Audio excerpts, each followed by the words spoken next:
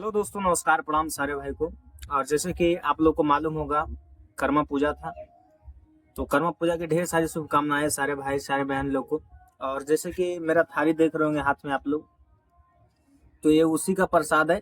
आज सुबह उठे हम फ्रेश हुए पूरे तरह, तो फिर प्रसाद मिला हमको, तो सोचे क्यों ना वीडियो बना के आप लोग तक भेजा जाए।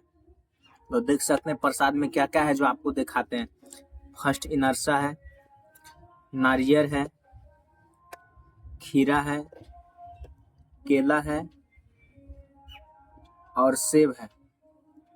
तो लीजिए आप लोग भी खाइए और कमेंट में जरूर लिखिएगा करम पूजा, हैप्पी कर्मा पूजा, ये कमेंट में आप लोग जरूर लिखिएगा। और इस वीडियो को शेयर कीजिए, सारा भाई तक शेयर कीजिए कि वीडियो अधिक से अधिक संख्या में पहुंच सके।